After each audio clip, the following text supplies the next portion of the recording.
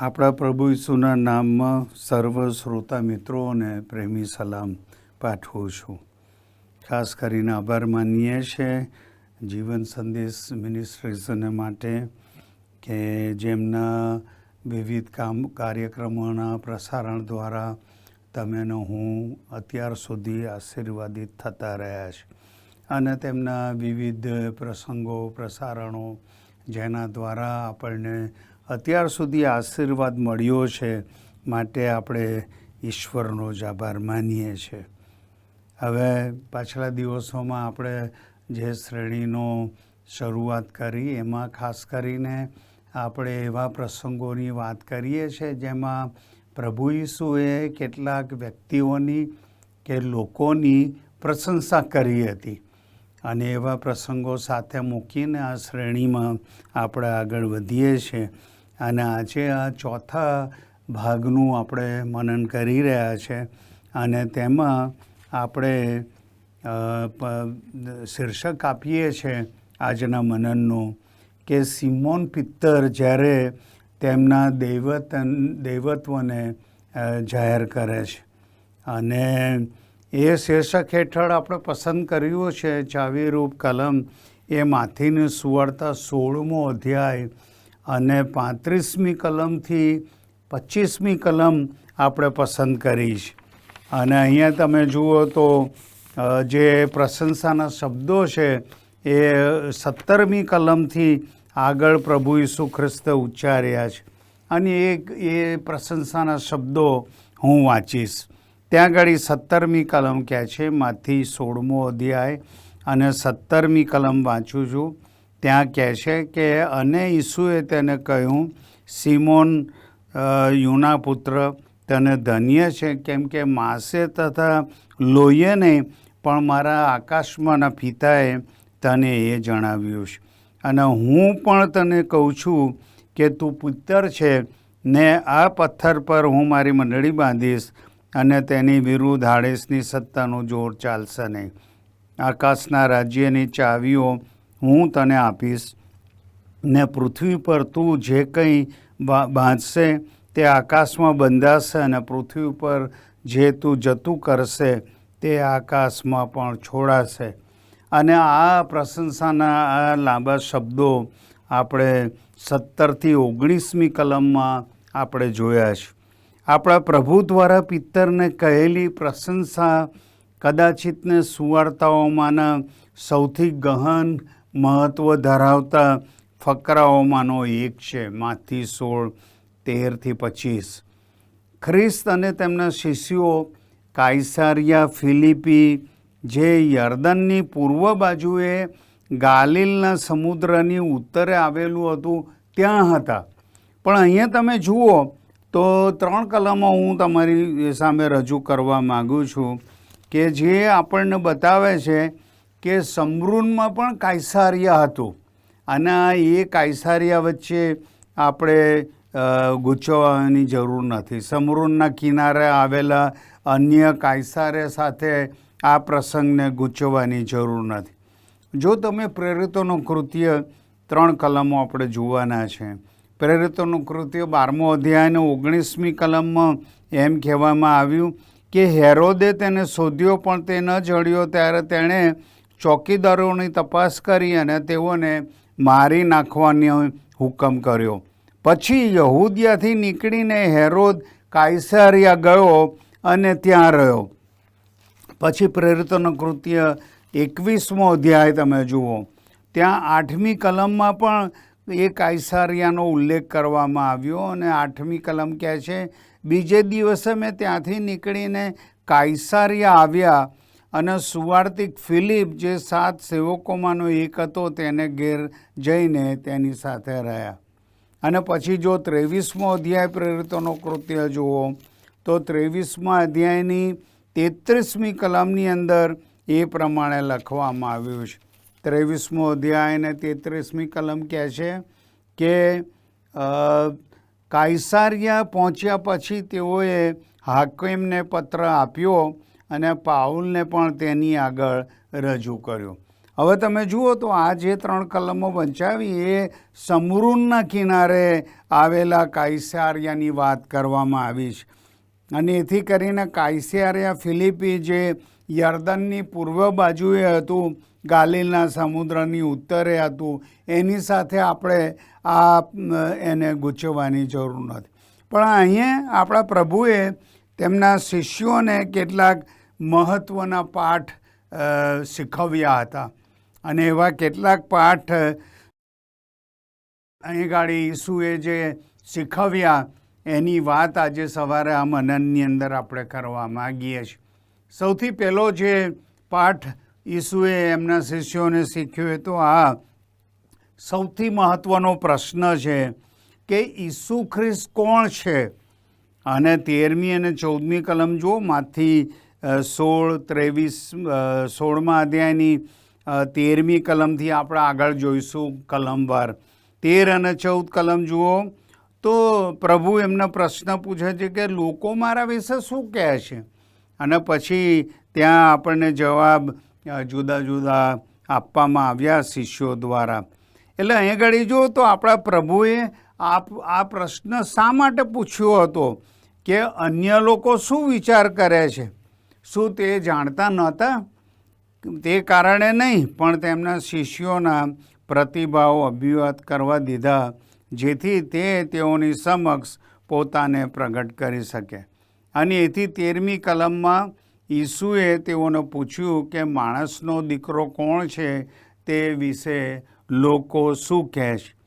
અને એ પ્રશ્નના જવાબમાં 14મી કલમમાં કહે છે, કેટલાક કહે છે કે યોહાન બાપ્તિસ્ત, ને કેટલાક એલિયા, ને કેટલાક યર્મિયા અથવા પ્રબોધકોમાંનો એક, એવા જવાબ ત્યાં પ્રત્યુત્તર ઈસુને આપવામાં આવ્યા. હવે ઈસુ કોણ છે એવો પ્રશ્ન આજે પણ આપણે પૂછીએ. શું તે ફક્ત સારા માણસ છે કે ઈશ્વર છે? અને એ વાત આપણને બહુ સ્પષ્ટ ત્યાં કહેવામાં આવી છે કે શું એ ફક્ત સારા માણસ છે અથવા તો ઈશ્વર છે. અને માથીની સુવાર્તામાં જો આગળ વાંચો ને તો કેટલીક કલમો હું તમને વાંચીને સંભળાવવા માગું છું. અને ત્યાં 27મા અધ્યાયની 41થી 46મી કલમની અંદર આપણે વાંચીશું. તમારી પાસે બાઇબલ હોય તો તમે જુઓ. અને ત્યાં માથી 41મી કલમથી એવું લખવામાં આવ્યું છે કે ત્યાં કહે છે, અને તે જ રીતે મુખ્ય યાજકોએ પણ શાસ્ત્રીઓ તથા વડીલો સહિત મસ્કરી કરતાં કહ્યું, બીજાઓને તેણે બચાવ્યા પણ પોતે તે બચાવી શકતો નથી. તે તો ઇસરાયેલનો રાજા છે, તે હમણાં વધસ્તંભ પરથી ઉતરી આવે એટલે અમે તેના પર વિશ્વાસ કરીશું. તે ઈશ્વર પર ભરોસો રાખે છે. જો તે તેનો ખુલાસો જો તે તેને ચાહતો હોય તો હમણાં તે તેનો છુટકારો કરે, કેમ કે તેણે કહ્યું હતું કે હું ઈશ્વરનો દીકરો છું. અને જે ચોરો તેની સાથે વધસ્તંભે જડાયેલા હતા તેઓએ પણ એ જ રીતે મસ્કરી કરી અને એવી વાત. પણ ત્યાર પછી 45મી કલમ કહે છે, 6 કલાકથી તે 9મા કલાક સુધી આખા દેશ પર અંધકાર છવાઈ રહ્યો. અને આશરે 9મા કલાકે ઈસુએ મોટા અવાજે બૂમ પાડીને કહ્યું, એલી એલી લામા સાબક્થાની, એટલે ઓ મારા ઈશ્વર, તમે મને કેમ મૂકી દીધો છે.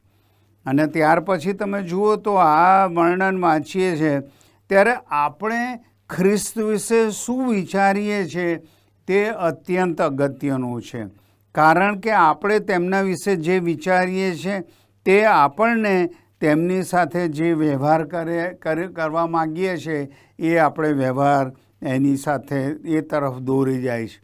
27મો અધ્યાયમાંથી અને 22મી કલમ હું વાંચું, તમે જુઓ. ત્યાં લખેલું છે, પિલાત તેઓને કહે છે, તો ઈસુ જે ખ્રિસ્ત કહેવાય છે તેનું હું શું કરું?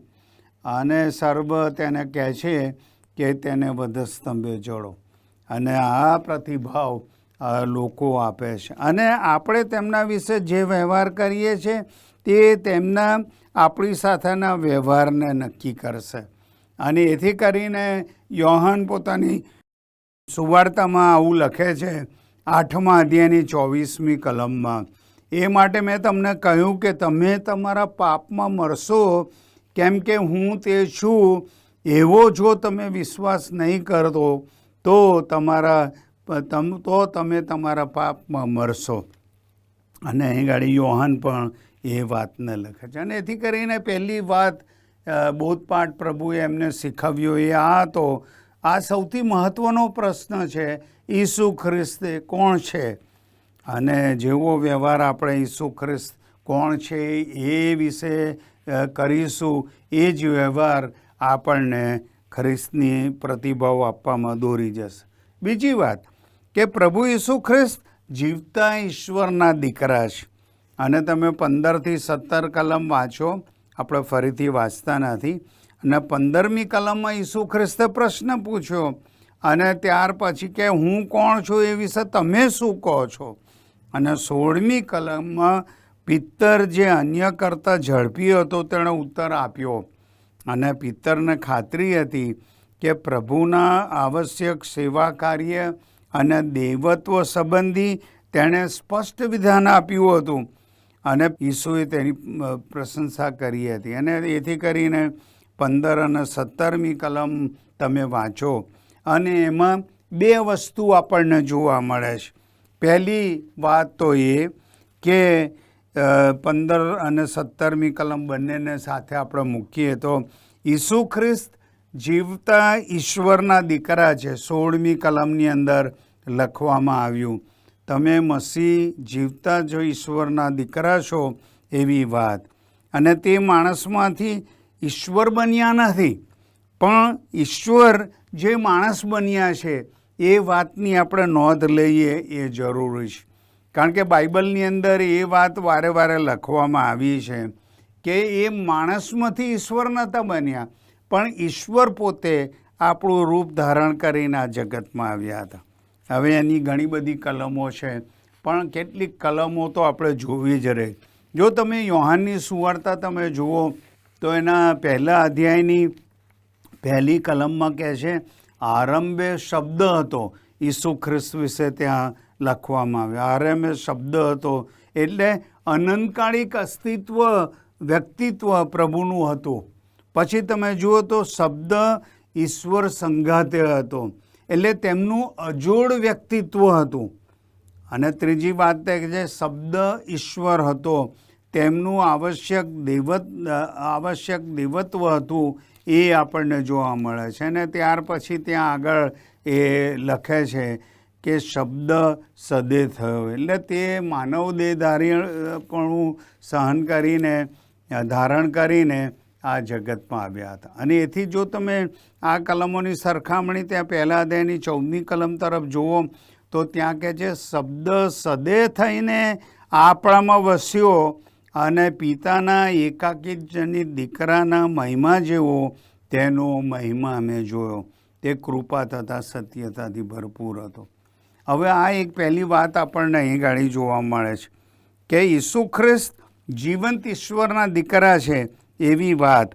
અને બીજી વાત આપણને એ જોવા મળે છે આ 15 અને 17 કલમોમાં કે આપણા પ્રભુ ઈશ્વરના દીકરા તરીકે પોતાને કબૂલ કરે છે.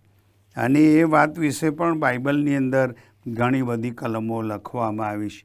કેટલીક કલમો આપણે જોઈશું. યોહાનની સુવાર્તા 5મો અધ્યાય અને 23મી કલમમાં એમ કહેવામાં આવ્યું, જેમ બધા પિતાને માન આપે છે તેમ દીકરાને પણ માન આપે.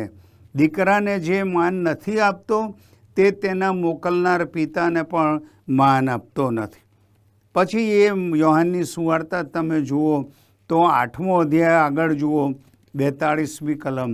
ઈસુએ તેઓને કહ્યું, જો ઈશ્વર તમારા પિતા હોત તો તમે મારા પર પ્રેમ રાખત, કેમ કે હું ઈશ્વરમાંથી નીકળીને આવ્યો છું. કેમ કે હું મારી પોતાની રીતે આવ્યો નથી, પણ તેમણે મને મોકલ્યો છે. અને ત્યાર પછી કેટલીક કલમો તમે પોતાના બાઇબલમાં વાંચો. યોહાનની સુવાર્તા 10મો અધ્યાય અને તેની 30મી કલમથી 38મી કલમની અંદર એ વાત વિશે વધારે લખવામાં આવ્યું છે. આપણા સમયને ધ્યાનમાં રાખીને એ બધી કલમો હું વાંચતો નથી. પણ તમે આ કલમો તમારા બાઇબલમાં વાંચજો. યોહાનની સુવાર્તા 10મો અધ્યાય 30-38મી કલમમાં 30મી કલમમાં કહે છે હું અને પિતા એક છે, એવી શરૂઆત કરીને છેક 38મી કલમ સુધી તમે વાંચો. પછી જો એક બીજી કલમ તમે વાંચો તો યોહાનની સુવાર્તા 14મો અધ્યાય 9મી અને 10મી કલમની અંદર એવું કહેવામાં આવ્યું. ઈસુ તેને કહે છે કે ફિલિપ, આટલી મુદત સુધી હું તમારી સાથે રહ્યો છું તો પણ શું તું મને ઓળખતો નથી? જેણે મને જોયો છે તેણે પિતાને જોયા છે. તો તું શા માટે કહે છે કે અમને પિતા બતાવો? 10મી કલમ, હું પિતામાં છું અને પિતા મારામાં છે, એવો વિશ્વાસ તું કરે છે કે નહીં? અને જે વાતો હું તમને કહું છું તે મારા પોતાના તરફથી નથી કહેતો, પણ પિતા મારામાં રહીને પોતાના કામ કરે છે. અને પછી જો આગળ તમે જુઓ એક સમર્થનમાં તો 16મા અધ્યાયમાં આવો અને યોહાન 16મા અધ્યાયની અંદર આવું લખવામાં આવ્યું છે. 27 અને 28મી કલમ પણ હું વાંચું.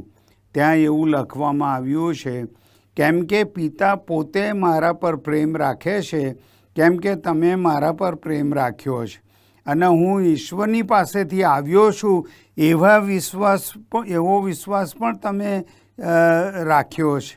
અને હું પિતા પાસેથી નીકળીને જગતમાં આવ્યો છું, વળી હું જગતને છોડીને પિતાની પાસે જાઉં છું.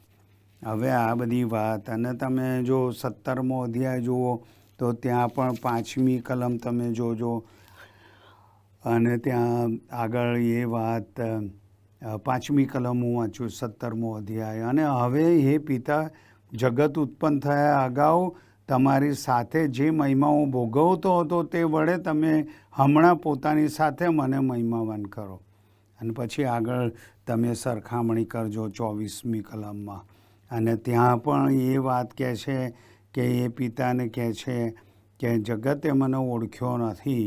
અને એ વાત, અને પ્રભુ તમારી સાથે જે મહિમા હતો, જગતનો પાયો નંખાવ્યા અગાઉ જે મહિમા હતો એવો મહિમા તમે સ્થાપિત કરો. એટલે આ વાત આપણને એ વસ્તુ યાદ દેવડાવે છે. ઈસુ ખ્રિસ્ત કોણ છે એ મહત્ત્વનો પ્રશ્ન છે. અને ત્યાર પછી પ્રભુ ઈસુ ખ્રિસ્ત જીવતા ઈશ્વરના દીકરા છે એ બોધપાઠ. હવે ત્રીજો પાઠ ત્યાં આગળ આપણને શીખવા મળે છે અને એ તો 17મી કલમમાં જ આપણને કહેવામાં આવ્યું છે. અને ઈસુએ તેને કહ્યું કે સિમોન યોના પુત્ર, તને ધન્ય છે, કેમ કે માંસ તથા લોહીએ નહીં પણ મારા આકાશમાંના પિતાએ તને જણાવ્યું છે. એટલે અહીં ગાડી તમે ત્રીજી વાત જે જુઓ, આપણા પ્રભુનો સાચો સ્વભાવ ફક્ત તેમના દિવ્ય પ્રકટીકરણ દ્વારા સમજી શકાય છે. અને એ વાત અહીં ગાડી કહે છે કે તમે ઈશ્વરના દીકરા છો એવી કબૂલાત માણસ દ્વારા નહીં પણ ઈશ્વરના પ્રકટીકરણ દ્વારા તને આપવામાં આવ્યા છે. અને એથી જ બાઇબલની અન્ય એક કલમ તમે જુઓ તો 1 કોરિન્થી 12મો અધ્યાય અને 3જી કલમમાં આવું લખવામાં આવ્યું છે, ઈસુ પ્રભુ છે એવું એમ કોઈ માણસ પવિત્ર આત્માની પ્રેરણા વગર કહી શકતો નથી. અને એથી કરીને એ ગાડી કે માંસ અને લોહીએ નહીં પણ પવિત્ર આત્માએ તને કીધું છે. અને એથી કરીને તમે જુઓ તો યહૂદીઓ ઈસુને પોતાના મસીહા તરીકે જોઈ શકતા નથી, કારણ કે તેમની આંખો પર પડદો પડેલો છે. અને એ વાત તો આપણને ત્યાં જોવા મળે છે.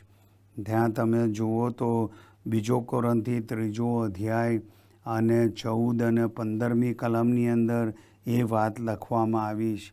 અને તમે વાંચશો તો તમને ખ્યાલ આવશે કે ત્યાં એવું લખવામાં આવ્યું કે યહૂદીઓ ઈસુને મસીહા તરીકે સ્વીકારતા નથી. એનું કારણ એટલું જ છે કે તેઓની આંખો, હૃદયો કઠણ થયા છે. 2જો અધ્યાય 1 કોરિન્થી 12મો અધ્યાય અને 3જી કલમમાં એ વાત લખવામાં આવી છે. અને ત્યાર પછી જો તમે 2 કોરિન્થીઓનો પત્ર જુઓ 3જો અધ્યાય 14મી અને 15મી કલમની અંદર પણ એ વાત લખવામાં આવી છે.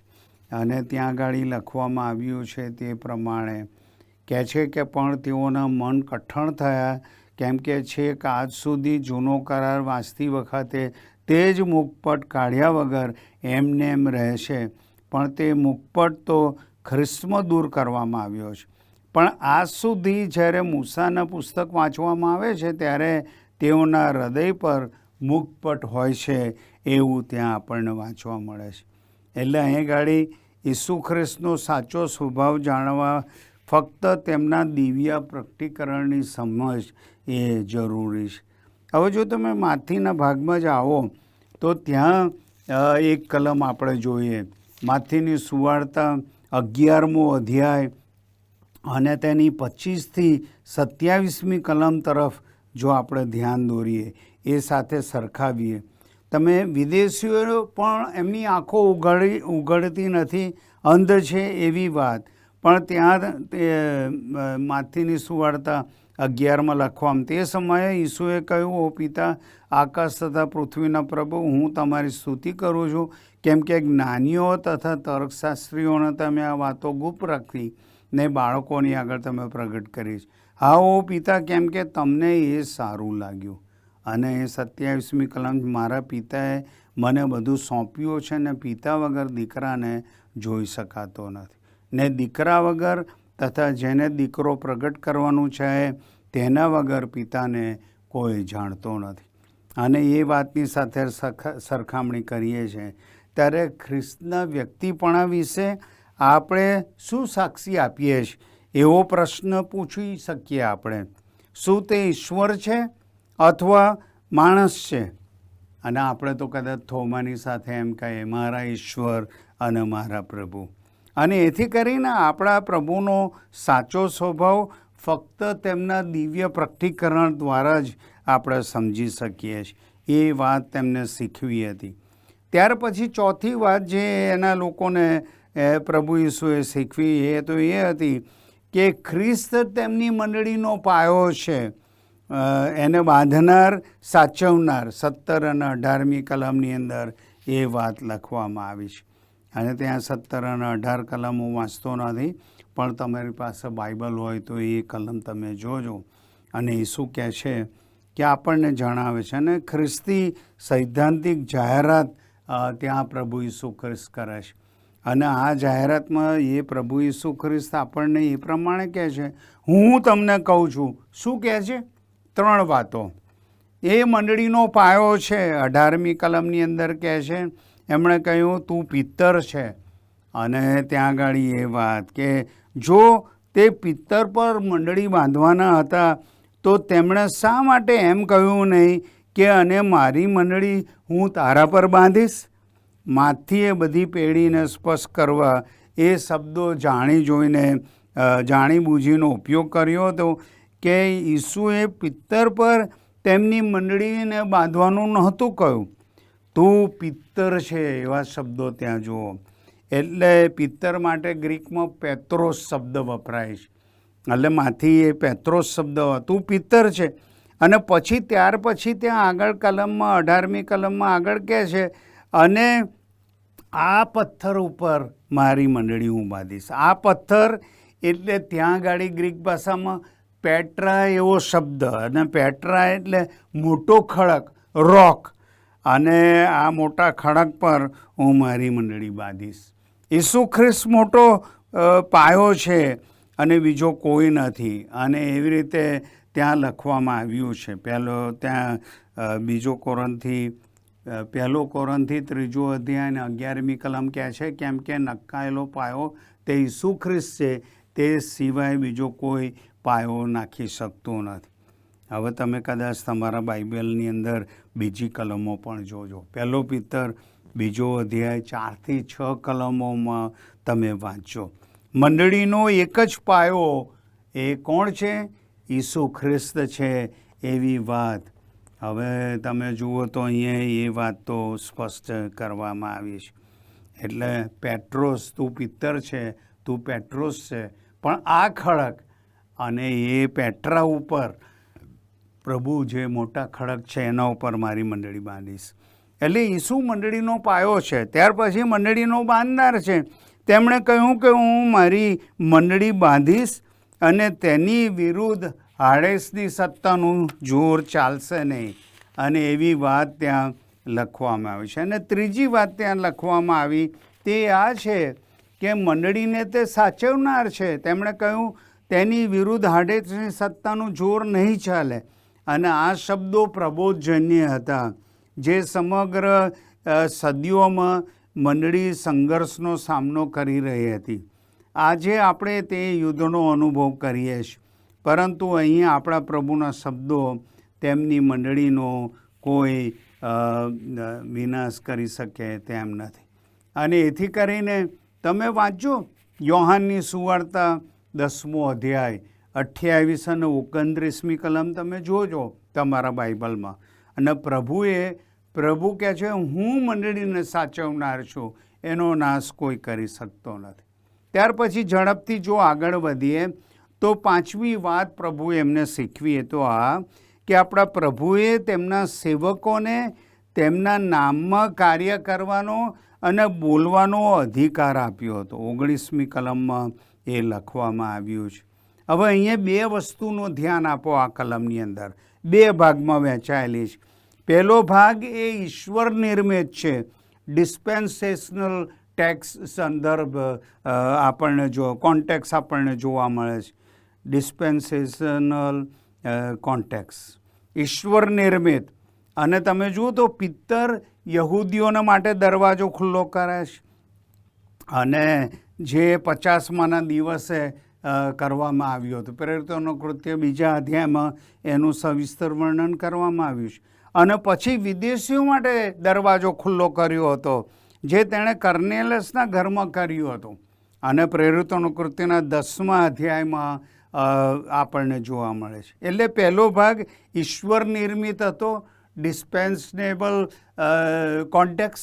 અને બીજો જે ભાગ છે એ તો શિસ્તનો ભાગ હતો, ડિસિપ્લિનરી કોન્ટેક્સ. અને એ સંદર્ભ આપણને જોવા મળે છે. જે બાંધવાનું છોડવાનું તે મંડળીના શિસ્ત પાલનને લાગુ પડતું હતું. અને એથી કરીને અહીંયા જે કહેવામાં આવ્યું છે એ તમે વાંચો ત્યાં આગળ 1 કોરિન્થી 5મો અધ્યાય 1થી 13 કલમની અંદર એ શિસ્તની વાત લખવામાં આવી છે. 2 કોરિન્થી 2 અધ્યાય 1થી 10 કલમ તમે સરખાવજો અને ત્યાં આગળ એ બધી વાત લખવામાં આવી છે. અને એથી કરીને પ્રભુ ઈસુના શબ્દો આપણે યોહાન 20 અને 23માં નોંધવામાં આવેલા જોવા મળે છે. અને પ્રભુના એ શબ્દો સાથે જોડાયેલા છે. તો એનો શું અર્થ થાય છે? તમે જે અહીં છોડશો એ છોડાશે, અને સ્વર્ગમાં જે વાત છે અને એ બાંધો છો એ આકાશમાં બંધાશે. પણ અહીંયા તમે જુઓ તો એનો શું અર્થ થાય છે? અને શું સેવક અને ખ્રિસ્તના સેવકોને પાપોની ક્ષમાનો અધિકાર આપવાની સત્તા છે? ના. કારણ કે માર્કની સુવાર્તા 2 અધ્યાય અને 10મી કલમની અંદર એવું લખવામાં આવ્યું છે કે ઈસુ ખ્રિસ્તને આ પૃથ્વી ઉપર પાપોની ક્ષમા આપવાનો અધિકાર હતો. અને એથી કરીને ખ્રિસ્તના એલચીઓને ઈશ્વરને જાહેર કરવાની સત્તા આપવામાં આવી હતી. એનો અર્થ એવો હતો કે જે વિશ્વાસ મારફતે અને તેમના પ્રાયશ્ચિત કાર્ય મારફતે એ નવું જીવન પામશે. અને એથી કરીને ખ્રિસ્તના એલચીઓને તો ફક્ત ક્ષમાના ઈશ્વરને જાહેર કરવાની સત્તા હતી. ત્યાર પછી જે 6ઠ્ઠી વાત આપણને જોવા મળે છે તો ખ્રિસ્ત વિશેનું કેન્દ્રવર્તી સત્ય તેમનું મરણ અને પુનરુત્થાન છે. એ તમને 20થી 23 કલમની અંદર આપણે મહત્ત્વ આપવામાં આવ્યું છે. સમયના અભાવે આપણે બધી કલમો વાંચતા નથી, પણ તમારા બાઇબલમાં તમે જોજો. બાઇબલના સઘળા પ્રતીકો અને ભવિષ્યવાણીનો વિષય પ્રભુ ઈસુનું મરણ અને પુનરુત્થાન છે. અને જ્યારે ખ્રિસ્ત આવ્યા અને વધસ્તંભ પર મરણ પામ્યા ત્યારે તેમણે આ પરિપૂર્ણ કર્યું હતું. 21મી કલમની અંદર એ નોંધ કરો તમે. અને અહીંયા તમે જુઓ તો ઈસુ ખ્રિસ્ત પોતાના એ કાર્ય વિશે આખા જીવન દરમિયાન સભાન હતા. તેમણે વધસ્તંભ પર જવાનું હતું, મરવાનું હતું અને પુનરુત્થાન પામીને ઉઠવાનું હતું. અને તમે જુઓ તો તેમનું મરણ અને પુનરુત્થાન આપણા ઉપદેશનો કેન્દ્રવર્તી મુદ્દો હોવો જોઈએ. અને એ વિશે પણ બાઇબલની કલમોમાં લખવામાં આવ્યું છે.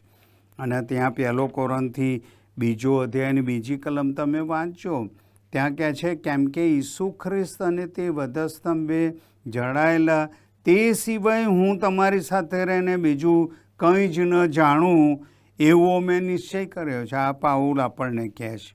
અને ત્યાર પછી આ એ જ વિષય હતો જેના વિશે શૈતાન વધારે ધિક્કાર કરે છે. 22 અને 23મી કલમની અંદર એ વાત નોંધવામાં આવી છે. શા માટે? કારણ કે તેમના મરણ દ્વારા તેમણે અંતે શૈતાનને હરાવ્યો હતો. અને એથી ત્યાં હિબ્રુઓના પત્રના 2 અધ્યાયની 14મી કલમની અંદર એ વાત લખવામાં આવી છે. અને ત્યાં કહે છે કે શા કારણે શૈતાનનો ધિક્કાર કરે છે? કારણ કે તેમના મરણ દ્વારા તેમણે અંતે શૈતાનને હરાવ્યો હતો. અને એથી અહીં એ કહેવામાં આવ્યું છે. હિબ્રુઓનો પત્ર તમે જુઓ ને તો 2 અધ્યાય અને 14મી કલમ હું વાંચું છું, તો છોકરા માંસ તથા લોહીના બનેલા હોય છે, માટે તે પણ તે જ રીતે તેઓને ભાગીદાર થયા, જેથી તે પોતે પણ મરણ પામીને મરણની સત્તા ધરાવનારનો એટલે શૈતાનનો નાશ કરે. અને એ ગાડી પ્રભુ ઈસુ ખ્રિસ્ત એ માટે જ વધસ્તંભ પર મરણ પામ્યા હતા. એટલે ખ્રિસ્ત વિશેનું કેન્દ્રવર્તી સત્ય તેમનું મરણ અને પુનરુત્થાન છે. અને છેલ્લે અંતમાં પ્રભુએ આ પાઠ શીખવતા છેલ્લો બોધપાઠ શીખવ્યો, જેને આપણે પસંદ કરીએ છીએ. અને તો એ કે આપણે વધસ્તંભના માર્ગ દ્વારા જ ખ્રિસ્તના વધસ્તંભનું અનુસરણ કરી શકીએ છીએ. અને 24 અને 25મી કલમ વાંચો ને, માથી 16 અને 24 અને 25મી કલમ હું વાંચું છું, કે છે પછી ઈસુએ પોતાના શિષ્યોને કહ્યું, જો કોઈ મારી પાછળ આવવા ચાહે તો તેણે પોતાનો નકાર કરો ને પોતાનો વધસ્તંભ ઉંચકીને મારી પાછળ આવો. કેમ કે જે કોઈ પોતાનો જીવ બચાવવા ચાહે છે તે તેને ખોશે, પણ જે કોઈ મારે લીધે પોતાનો જીવ ખોશે તે તેને બચાવશે. અને એ ગાડી એ વાત આપણે ધ્યાનમાં રાખવાની છે.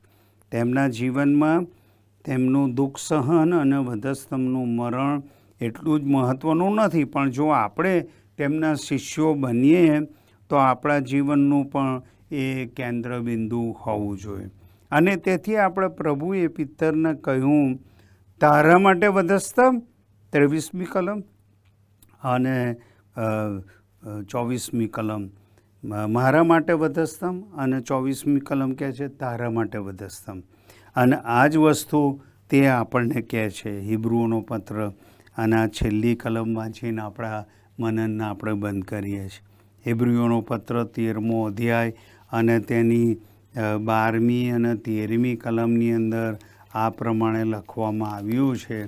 એ કલમ વાંચીને આજનું આપણે મનન પૂરું કરીએ છીએ. ત્યાં લખવામાં આવ્યું છે, હિબ્રુઓનો પત્ર 13મો અધ્યાય 12મી અને 13મી કલમ હું વાંચું છું. ત્યાં લખવામાં આવ્યું કે 12મી કલમ કહે છે કે માટે ઈસુએ પણ પોતાના જ રક્તથી લોકોને પવિત્ર કરવા માટે દરવાજા બહાર મરણ સહ્યું. માટે આપણે પણ તેમનું અપમાન સહન કરીને છાવણી બહાર તેમની પાસે જઈએ. અને પ્રભુનું આહવાન આપણા દરેકને માટે ખુલ્લું છે. અને એથી આ વાત આજનું મનન આપણને ઉત્તેજન આપે છે કે આપણા ઉપદેશનો વિષય એ તો પ્રભુ ઈસુ ખ્રિસ્તની મરણ અને પુનરુત્થાન છે. અને સાથે વધસ્તંભના માર્ગ દ્વારા જ ખ્રિસ્તના વધસ્તંભનું આપણે અનુસરણ કરી શકીએ છીએ. અને વાલા મિત્રો, પ્રભુ આપણી સહાયને મદદ કરો. પ્રાર્થના કરીએ. જીવતા પ્રભુ, અમે તમારો આભાર માનીએ છીએ આ સમયને માટે. પ્રભુ, તમારા સેવક પિત્તરે એ વાતની કબૂલાત કરી હતી કે તમે ઈસુ ખ્રિસ્તે તમે આ જગતમાં એટલા માટે આવ્યા કે તમે અમારા માટે મરણ પામો અને દુઃખ સહન કરો અને ફરીથી ઉત્થાન પામીને જે માનવીય શત્રુ હતો, શૈતાન જેના હાથ નીચે પાપ અને મરણ હતું, એની સત્તાથી છોડાવવા માટે ઈસુ ખ્રિસ્ત મરણ પામ્યા અને સજીવન થયા. અને એથી જ પ્રભુ અમે પ્રાર્થના કરીએ છીએ, એ વધસ્તંભનો માર્ગ તમે અમને આપ્યો છે, એ માર્ગે અમે ચાલી શકીએ એ માટે અમારા દરેકની તમે સહાય અને મદદ કરો. આજની આ મનનને માટે આભાર માનતા મારી પ્રાર્થના પ્રભુ ઈસુના નામમાં માંગીએ છીએ. આમેન.